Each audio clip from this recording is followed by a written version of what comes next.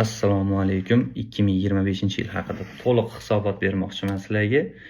Bu o'sha ayniqsa blogerlarga yoki blogerlikni boshlaganlarga yoki tadbirkorlarga juda ham manfaatli bo'ladi agar sabr qilib oxirigacha ko'ra olsalaringiz. Uzun video bo'lib qoladi. Xo'p, 2025-yilda qilingan xatolarning ro'yxati bor menda. Undan ba'zi birlarini aytishim mumkin bo'lganlarini aytishim kerak. Birinchi o'rinda open byudjet masalasi. Ochig'i mayli. Open byudjet masalasi. Men istoriya qo'yganman. Ovoz beringlar, pul tashab beradi deganman. Ovoz bergansizlar, pulni tashab bermagan. Men buni pulini qaytarganim yo'q. O'shundan beri to'g'risi ishlarim yaxshi bas. Xo'p, gift konkurs masalasi 20 million men prosta mashinani ushlab turganiga deb e'lon qilganman. 20 ustida turmadim o'sha kuni o'zim. Chet elga ketib qoldim. 20 million prosta havoga uchirdik. O'sha gift konkursning reklamasi edi. E'lon qilinish birinchi kuni edi. Gift konkursda men investorlar bilan bemaslahat boshlab bordim. Chunki ular foydaga sherik edi. Gift konkurs menga ko'pchilik aytdi, ayniqsa subyektivdagi Bekmirza akkauntida aka. "Ey, qilma, uka yaxshi bas." Dedi, men olmabman gapini. Aktivga juda katta ta'sir qildi, reski to'xtatishga to'g'ri keldi.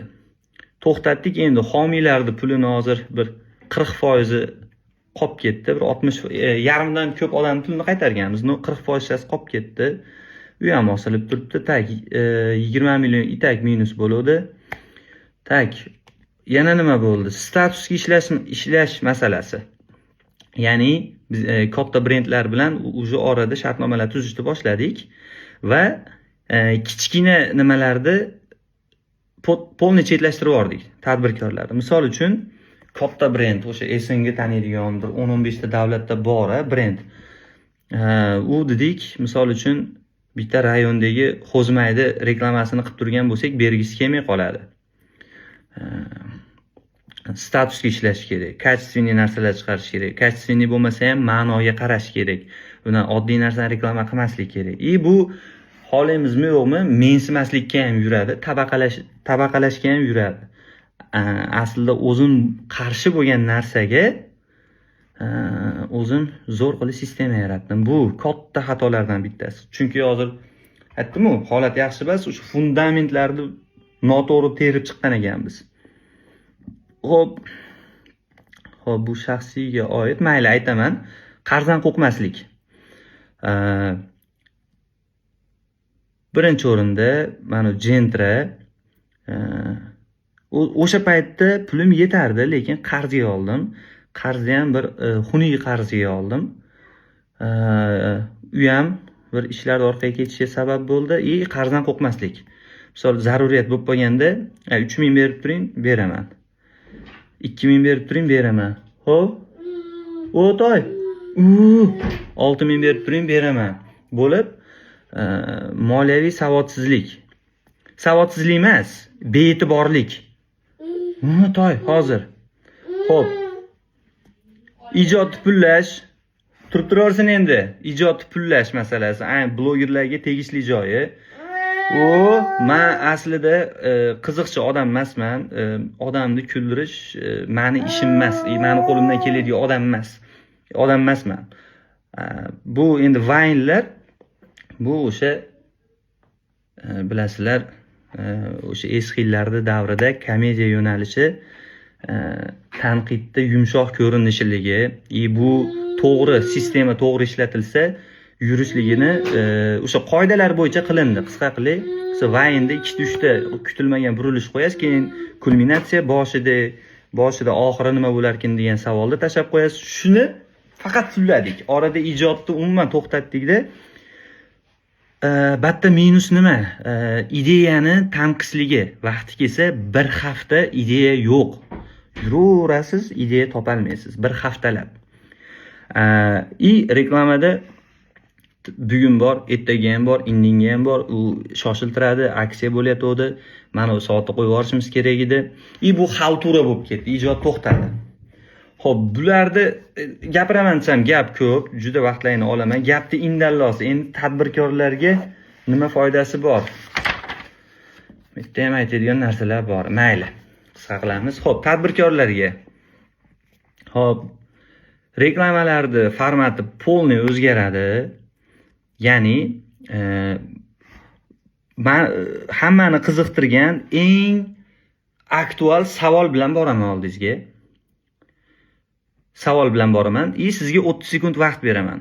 30 sekund ichida xohlasangiz o'zingizni mahsulotingizni reklama qiling. Agar mahsulotingizni reklama qilsangiz, keyin nalajeniyalarni qo'yib, mahsulotlaringizni ham kadrlarni qo'yib beramiz. Xohlasangiz savolga javob bering.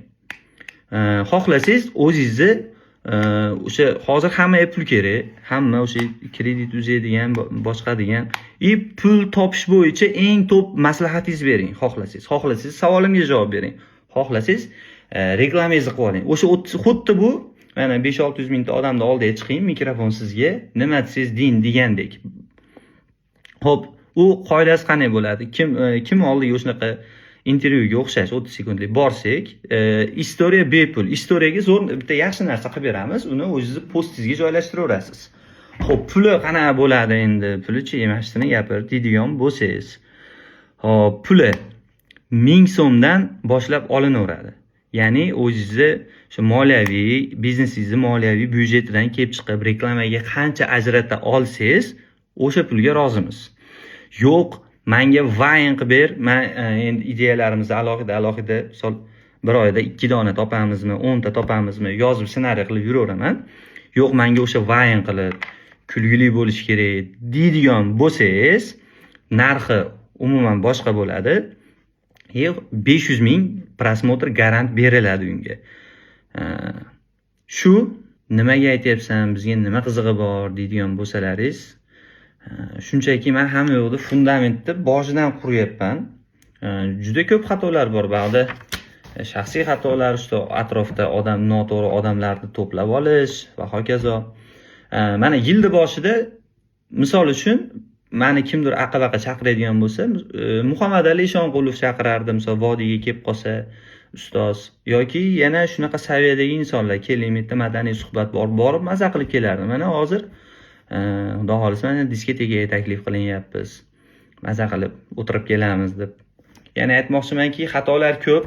Bu fundamentni boshidan to'g'ri qurish uchun menimcha eng to'g'ri yo'l. Xo'p, reklamalarning formati o'zgardi. Ijod mahsuli ijodligicha qolsin. Ming reklamasi bo'lsa ham pul uchun ko'payib ketmasin, xaltura bo'lib, o'sha oyda bitta, oyda ikkita chukkisi chiqsin.